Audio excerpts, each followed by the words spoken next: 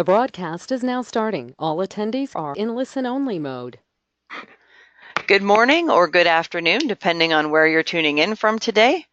Welcome to Managed Sales Pros Talking Point Tuesdays, and today we're talking about closing cold appointments.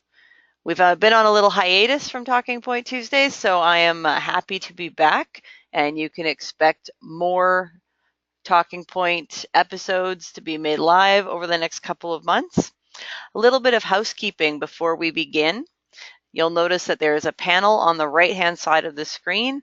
If you have a question about the content of the webinar for myself or for our guests today, go ahead and type that in. I tend to keep all questions until the end of content presentation, and that way everybody has an opportunity to ask questions, but then our guest also gets the opportunity to share uninterrupted. So if you don't want to forget your question, type it in and I will get to it at the end. Can somebody let me know right now that they can hear me okay? Just by typing into the box. Wonderful. Thank you so much. I appreciate that. So for those of you who don't know me and haven't participated in one of our webinars yet, my name is Kerry Simpson. I'm the CEO of Managed Sales Pros, and we are a technology-specific third-party outsourcing company. We provide done-for-you prospecting, training, consulting, and pretty much anything else that you can do reaching out to a prospect via the telephone. We've won a couple of awards in the last few years. I'm particularly proud of being 25th on the Startup 50 in Canada last year. We were the 25th fastest growing company in Canada. We owe a lot of that to cold calling. So we're super excited to share more about the thing that we're great at and something that we love. Joining me today is James Wroten from Need Computer Help. James, do you want to say hello to our audience today? Absolutely. Hello, everybody. It's a pleasure to be here, and I look forward to today's webinar. So a little bit about James. James has been a client of Managed Sales Pros for a while now. He works with us in a sales appointment setting capacity, and he has also participated in some of our training programs. So there's going to be a little bit of information on what he learned and how he applied it. So the first thing I'd like to talk about today are the reasons that you might fail at closing cold appointments, even if you are normally an incredible closer. So when companies come to work with Managed Sales Pros, the first thing they usually say to me is, you know what, Kerry, we used to get a lot of referrals, but those referrals are drying up, and now I'm not sure how I'm going to build my business. We built our business entirely on word of mouth. And a lot of companies do that. They get to a certain critical mass, $1 million, $2 million, and then all of a sudden those referrals start slowing down, and you have to develop new ways to reach your prospects. A lot of people try cold calling. And then a lot of people abandon cold calling, saying that it just doesn't work. And one of the reasons they say that is because their cold appointments don't close the same way that their warm referrals do. So here's some reasons why cold appointments often do not close. One, the incumbent provider usually wins regardless of how great you are. So think about this in terms of a presidential election. How often does the incumbent president not get reelected? It's the same thing when it comes down to changing service providers. Companies get comfortable and complacent, and maybe they got upset about the way that their current provider performed for a bit, that they forgave them and carried on. An embedded provider, and the way that we describe an embedded provider here is somebody that is connected to the company in some way. So they are a family member, or they're related to someone, or they went to school with someone, or they grew up with someone. They are embedded in the company in a very complicated way. They are next to impossible to unseat, even if they are performing poorly. The politics of an embedded provider are very difficult to overcome. Your presentation skills, maybe they're not what you think that they are. Contractual obligations. This is a huge one. Reasonable people don't break contracts. So even if you're the greatest sales rep in the world, if there's still 2 to 3 years remaining on their current managed services agreement, they're not going anywhere. Quite often, people push for meetings far too early in the sales process. So they're meeting with companies before they're about to make that critical decision to switch providers. So the perfect meeting point for an opportunity is usually about 90 days before contract renewal. So if you're pushing for a meeting at 120 days or 300 days out, the odds are you're going to be forgotten by the time the renewal process begins. You're meeting too early. One of the other biggest challenges is that your meeting wasn't properly qualified to begin with. So if you think about the things that you need in order to create a proper managed services relationship, things like budget and decision-making authority and a proper timeline, if you've only got one of those things and you force the meeting, that meeting wasn't qualified. So the odds on it closing were very were very low to begin with. Are you meeting with the correct person? Now, just because somebody says they have decision-making authority, that doesn't necessarily make it so. So how aggressively are you determining whether or not you're sitting down with someone? We have a saying around here: you can meet with somebody who can't write a check, but you should only meet with them once. I never write a proposal for somebody who can't write a check. If the meeting has been given too much weight in the sales process and you haven't been nurturing the opportunity, the odds on you winning the opportunity to decrease. And what I mean by that is you have a great meeting, you have it a little too early, and then nobody follows up for a great deal of time, and everybody forgets about it.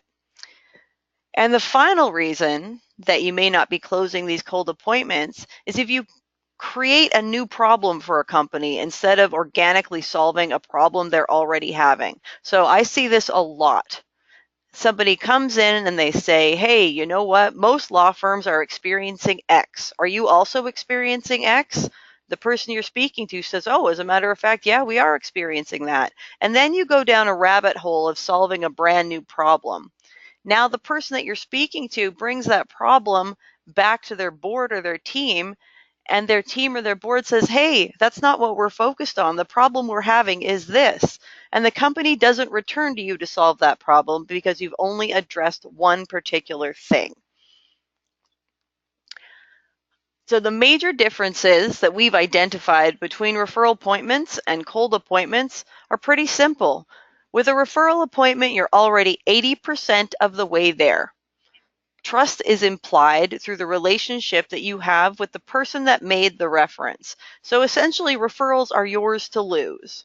Whereas a cold appointment, you're only 20% of the way there when you get the sales meeting.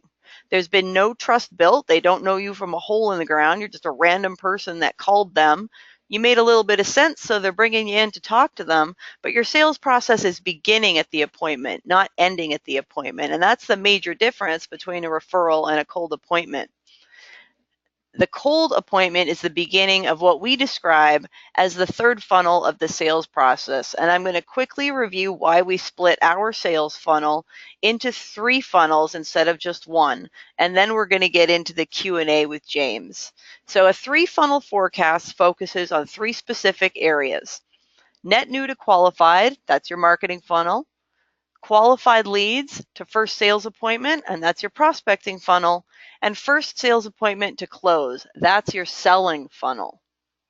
Most companies work off of a traditional 1 funnel forecast, and that leads to inaccurate forecasting and difficult to predict revenue. So your stages in funnel 1, at least the funnel that we've built, look like this. First stage, net new. This is untouched data. It's from any lead source and we know nothing about it. The next stage is touched information. So there's been an initial engagement. We've learned as much as we can from non-decision maker influencers. The next stage is active 1, meaning we're actively working a lead at a regular cadence and still haven't qualified or disqualified the opportunity.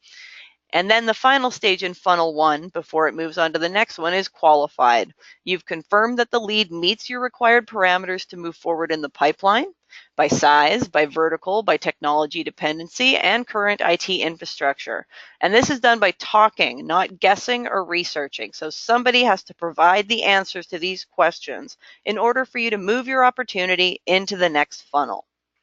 Funnel 2, your marketing funnel looks like this, or pardon me, your prospecting funnel looks like this. Active 2, there's a regular sales cadence. It's been applied to the lead based on interest, contract end date, and you've assigned them into a bucket for digital, direct, and other marketing initiatives. So somebody has clearly identified what they're interested in learning more about, and you're constantly sending that message to them. So if somebody wants to learn about backup, you're constantly talking about backup. The next stage is follow-up has been requested. So we've engaged with someone with authority, a champion, a decision maker, and you're in the process of getting a meeting on the calendar. The final stage in this funnel is first sales appointment scheduled. So the lead is qualified, interested, and has accepted a sales meeting. So just stopping right here, you can see all the work that goes into preparing to create a cold sales appointment, whereas a referral sales appointment is, hey, my friend wants to meet with you. Do you have time on Tuesday? You don't have to actively hammer away at the first two funnels. The final funnel, funnel 3, is what happens after the first sales appointment is attended. Now, if you have a referral sales appointment, you're pretty much guaranteed to win the deal unless you do something horrific at the appointment or they completely abandon the idea of moving forward with a managed services agreement. But it's essentially yours to lose. With a cold appointment, you've done a whole lot of work to get here, and now you've got a whole lot more work to do nurturing this opportunity until it becomes a viable sale. So your next stage is active 3, which means you're marketing at the correct cadence for this opportunity. And that cadence will change based on when the company has identified that they are prepared to consider changing vendors. The next stage is you've sent out a proposal. After that, the proposal's been reviewed. Then the contract goes out. Closed won, closed lost. And funnel 3 can last anywhere from a week to a year and a half. So cold appointments are harder to close, but it's possible to close them, and it is possible to increase the pace at which you can get them closed. And that's what we want to talk about today.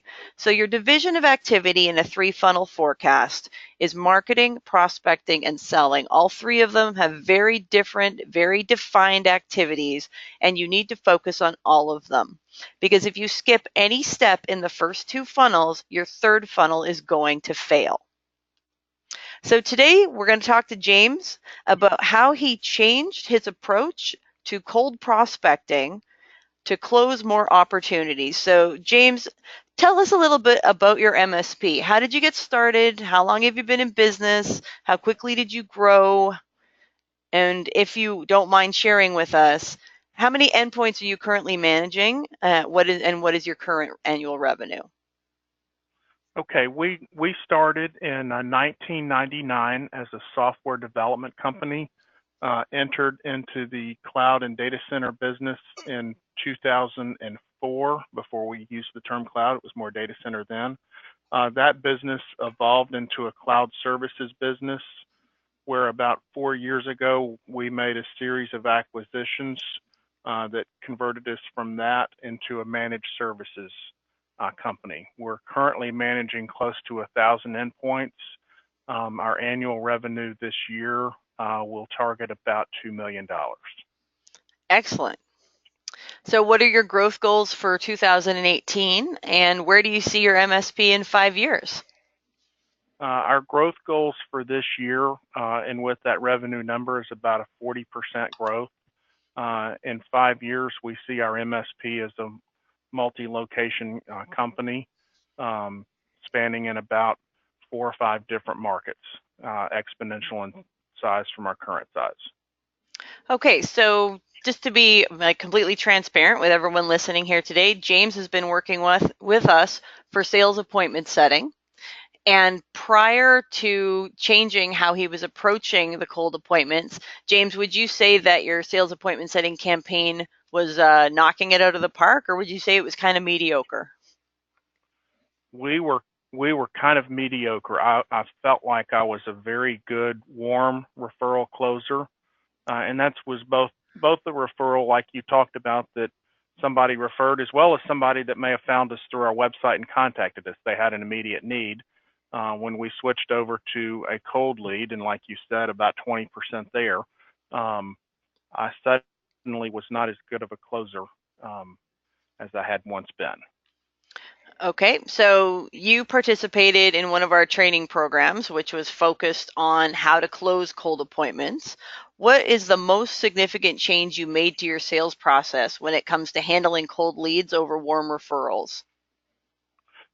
Two things. Number one, some of what you taught in that class with respect to building trust and coming to the appointment prepared to build trust and having elements of trust in your presentation and sales process. Number two, coming to an appointment and looking for their issues and working on instilling urgency in the process, because you're dealing with a lead that may be comfortable and is willing to have you in for a conversation, but there's not a sense of urgency the way there is with a warm referral. Okay, so how quickly did you see results from changing those processes? Very quickly, within 30 days. Can you share a success story with us? Absolutely. We had a lead that Managed Sales Pros provided for us. I went to their office for the first meeting. I was there for almost 2 hours. They had been with their previous provider for about 10 years. And the more we got to discussing their previous provider, the more they realized that they were not getting serviced. And I was able to do that without ever saying anything negative about that provider, but just with asking questions that built trust. I went back to that company 4 or 5 days later and presented a proposal and had an approval to move forward within a few days. And that company went live on a cloud solution with us this week. So what was the total length of time from initiating that relationship or our initiating that relationship to closing that opportunity? 2 weeks, and that's my record. That's pretty impressive. I know that we have worked with clients previously where we put appointments on their calendar and they came back to us a year and a half later and said, hey, we finally closed that deal. So to have a 2-week turnaround is really impressive. I'm glad that we got to participate in that. On average, how long does it take you to convert a referral opportunity into a sale? I would say 30 to 45 days on average, but you see that one that has a need. I have one that I had a first meeting with last week, and he was literally emailing me the next day, begging me for pricing before I could even get a formal proposal to him. I have some others that I've been working 3 or 4 months, and I definitely think they'll move forward, but there's something in their sense of urgency. But 30 to 45 days, I think, is a good average. So I want to be, again, as transparent as possible here, saying that 2 weeks that's an excellent result, and not like your mileage may vary. Like, I don't want anybody coming away from this webinar today thinking like, wow, I can totally change my sales cycle immediately. I mean, would you say that that is a typical turnover for you at this point, even with your new approach? No, absolutely not. So we're looking at a 30 to 45 day turnaround when people have already identified that they have a need. You've got this kind of one outlier opportunity where it took 2 weeks. On average, how long is it taking to convert cold leads into sales? Not your like very best time setting record of all time, but what's the average look like? I think it's that 45-day number would be a good average. So essentially, you've taken your sales process and you've been able to create the same timeline turnaround for your referral leads as your cold leads at this point. I think that's reasonably correct. Yeah. The one difference, my referral leads tended to fall into a narrower time frame. You usually got those within 45 days, or something happened and you didn't win the business. Mm-hmm. I still have some here where you just happen to meet with that prospect that you close in 2 weeks, but then you meet with that company that says, hey, call me back in 3 months when my contract is up. I'd love to talk to you. Yep. So what changes to your sales process did you adopt first? What was the easiest thing for you to change? Asking questions that both instill a level of urgency as well as identify concerns that they know about, that they may not be thinking about. Um, and, that was one. And if you're asking the right questions without ever, and I'll never say anything negative about the current vendor, but asking questions that get the prospect thinking, get them to identify some areas that maybe they have a bigger problem. Maybe they thought their backups were a small problem, but when you talk to them about it, you find out their backups are a larger problem. And then those questions, if you're asking the right questions, they inherently build trust with them because you're showing them that you know what you're doing, you're extremely competent, you're very proactive, and you're here to help. You're here to help them be successful. So what do you feel needs a little more work, or what's going to take a more significant amount of time to implement and change based on the things that you're doing right now? Like there was some things that you could start doing immediately. What were the things that you have to perhaps change culturally within your organization? I think one of our still projects that we're working on, and you and I've worked on some, is the format of our proposal and really getting a proposal out there that is concise yet shows our value proposition without being too wordy and is extremely professional looking, and is a really solid leave behind at the end of that meeting. And on that note, I never email a proposal. I want a meeting with a decision maker to present that proposal, outline the time to do that. If you can't get that meeting and somebody says just email it to me, I've learned how serious can they really be. So that's taking a little bit of time to implement to get that part of our sales process exactly where I want it. Yeah, if you don't mind me sharing a little bit about the difference between your proposal previously and the one that we worked on together, I wouldn't mind sharing a little bit of that with the audience today. No, not at all. So one of the things that I noticed first when you shared your proposal with me was that the first 3 pages of the proposal talked about you. And right. I encouraged you to change it so that the beginning of the proposal was all about the prospect, so they could immediately see themselves and their challenges and the potential outcome before they learned anything about how it was going to be provided or who was going to be provided or what was going to be different. So there was a major shift in the approach by focusing on the person who was going to be reading the proposal, not the person who was presenting the proposal. Correct. And it wasn't, there wasn't too many other changes to be made other than, I think, making it a little more visually appealing, breaking up the text a little bit. It was a very text-heavy proposal. We put some pictures in there. We made it a little more user-friendly for people who maybe weren't as tech-savvy. Right. The other thing is that the way I had my pricing listed out, and we're on ConnectWise, and we're using ConnectWise Sell for our proposals, and it was just inherent in how we have our products set up in ConnectWise, but the product list tended to be a little bit a la carte in there, and one of the things I think you really helped me with too was to list out how many seats they have, how many servers they have, what other equipment we would be supporting, whether it's phones or firewalls, et cetera, and then giving them a price that is a transparent price, but it's a fixed price that says based on these devices, your price is X. Changes in, increase in seats will result in an increase of this. So it's a little more of a bundled price appearance in the proposal.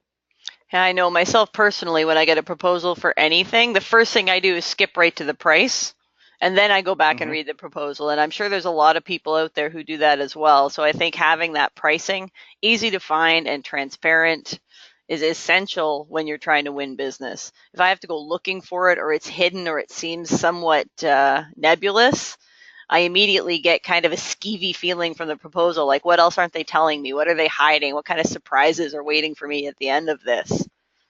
So I Right. like that. That's another reason I don't email proposals. I meet with the prospect in person. The price is toward the end of our proposal, and I feel that's the right place for it to be, so that I can review our value proposition before we get to the pricing.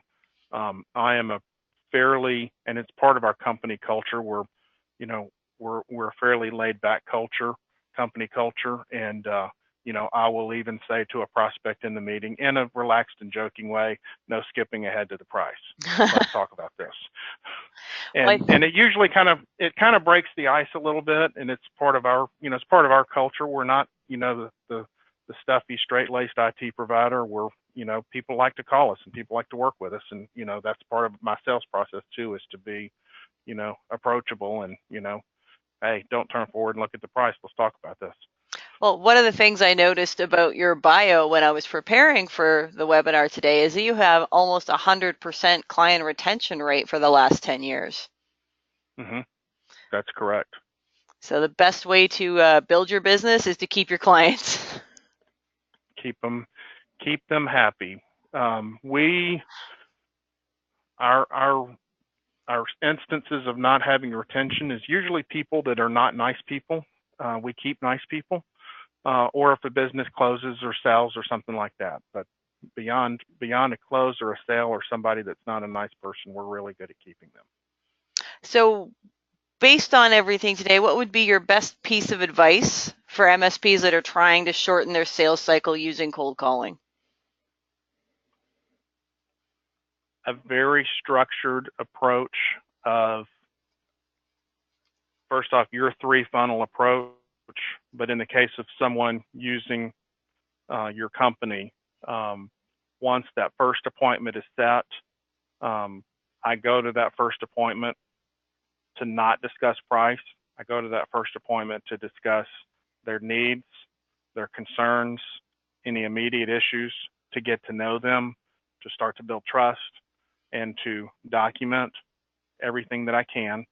And then from there, my second appointment ideally is some type of assessment, a network assessment, an infrastructure assessment, so that we know what we're proposing, because there's nothing worse than writing a proposal and finding out that they don't have what they told you they had. And then third, a meeting to present the proposal, and that's an in-person meeting, as I've said. And then from there, a formal process to win the business, and a very structured approach for that, where you're both instilling a level of urgency that let's make a decision, and as well as you are building trust. I don't instill urgency with price. I don't say, if you'll close by the end of the month, we'll knock X off of it. But instilling urgency with a higher service level, a more proactive approach, and resolution of immediate issues that have been causing inefficiency in that business for some period of time. Excellent. So we're offering a discount on our Coffee is for Closers course this month, and that's the course that you took before you changed your approach to selling. So anybody who's watching right now who doesn't want to get sold to it all, you guys can leave now, because I'm going to talk about our course and what we do on it and why it's awesome. So if all you wanted to do today was learn how James was producing awesome results, you guys are free to leave. And everybody else, if you want a discount on our training course, stick around and learn a little bit more about it. So as I was saying, if you don't mind sharing a little bit about what you learned and what you liked about it, I'd appreciate that. When I attended the first session, I considered myself a good closer, because I had closed for years in a referral, in a warm referral atmosphere. And I said this earlier, and I expanded a little bit of what you said. I did a lot of networking to grow my business. So when you have a lead from a networking group, for example, they know you and they trust you. When you get a second tier network lead from a networking group, you have inherent trust there. When somebody finds your website, they have a need and they've read your website and they've learned something about you, or they found you on LinkedIn or other social media. They know something about you, they've read about you, they've researched you. They have a need and an inherent level of trust when they pick up the phone and contact you. Same thing when a current customer passes your name on to someone else and says, this company does a great job taking care of us, you ought to call them. So I felt like I was a great closer for that, and I still feel like I'm a great closer for that. But when you walk into an office and you don't know them, they don't know you, there's no connection, your class really helped me understand that difference, and it really helped me tune my process to build that trust. I took your class when I was about 4 months into our campaign. I know for a fact that a couple of my earlier appointments, I would have closed them had I taken your class sooner. Well, we appreciated you taking it, and we definitely appreciate you coming and talking about it today. I'm going to talk a little bit about the class now. So for those of you who aren't familiar with Managed Sales Pros and you hopped on this webinar for the first time, here are the things that we do for managed service providers. We can prospect for you. We can teach you or your team to prospect. We can answer your sales line and schedule those inbound appointments if you're not always able to get to the phone and you're concerned that the money that you're spending on your digital marketing is going to waste because all of your calls are going to voicemail. We can help you set up your calling systems and processes, and that includes recruiting and finding your own telemarketer. And we can work with your marketing partners to create a complete sales and marketing engine for your business. The Coffee is for Closers course, which is the course that James and I have been talking about today, is offered two ways. It's offered on demand, and it's offered led by an instructor, and that instructor is me. And the differences are take it at your own pace whenever you want versus you have to attend on specific dates. Our next course starts on May 15th. There are 2 sessions weekly, and this will be our final offering before the fall season begins because I will be surfing all summer. The on-demand course is $1,200 and the instructor-led course is $2,400. Pricing for participants on the webinar today or people who are perhaps watching it on demand, sign up before April 23rd. The on-demand course is $1,000 and the instructor-led course is $1,500. If you want more information on it, you can email hello@managedsalespros.com and we'll send you a link to register. We have 2 other courses that we teach here, and the first one is a prospecting course. It also starts May 15th, and it will teach you or somebody on your sales team how to prospect the same way that we prospect in-house. We'll offer the same discount that we're offering for the Coffee is for Closers course, and there is an on-demand version of that course available as well. And we have a new course available on recruiting, hiring, and retaining an in-house MSP telemarketer. So if you don't want to pay someone else to do your prospecting for you, you can take this course and learn how to hire someone yourself. Again, we'll offer the Coffee is for Closers discount on that, and this is instructor-led only. We do not offer this one on demand.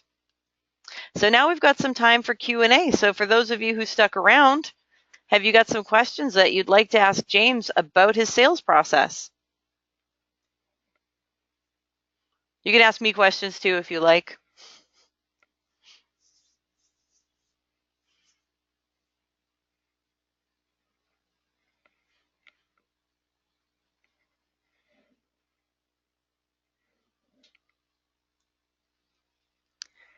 I don't think anybody has questions today, James.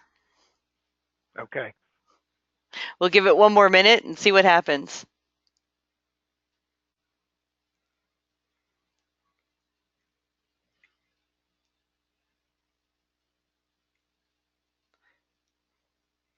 They always tell you to write fake questions so that you can ask pretend questions, but I never do that.